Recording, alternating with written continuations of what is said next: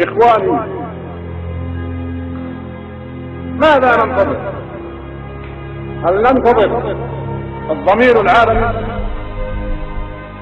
أين هو الضمير العالمي؟ إن القدس الشريف يناديكم ويستغيثكم أيها الإخوة لتنقذوه من محنته ومما ابتلي به. فماذا يخيفنا؟ هل نخشى الموت؟ وهل هناك موتة أفضل وأكرم من أن يموت الإنسان مجاهدا في سبيل الله؟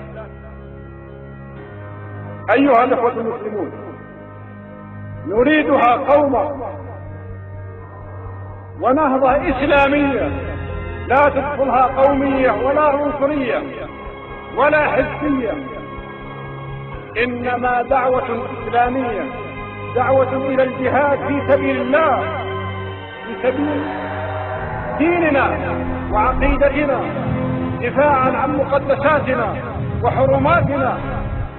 وأرجو الله سبحانه وتعالى أنه إذا كتب لي الموت أن يكتب لي الموت شهيدا في سبيل الله.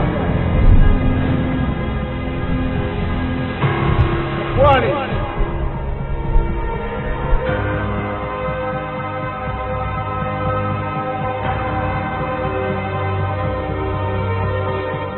أرجو أن تعذروني إذا ارتج علي، فإنني حينما أترك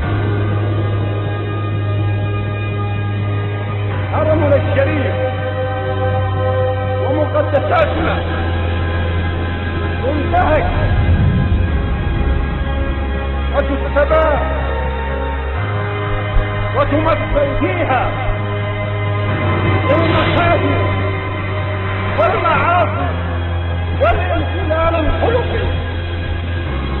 إني أدعو إذا لم يكتب لنا الجهاد وتسليم هذه المؤسسات ألا يكفيني لحظة واحدة تقول إني أدعو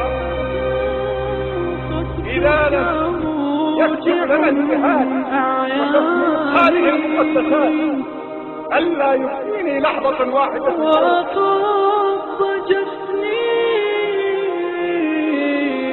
والأسى يغشاني وأذاق قلبي من كؤوس مرارة في بحر حزن من بكاء رماني في بحر حزن من بكاء رماني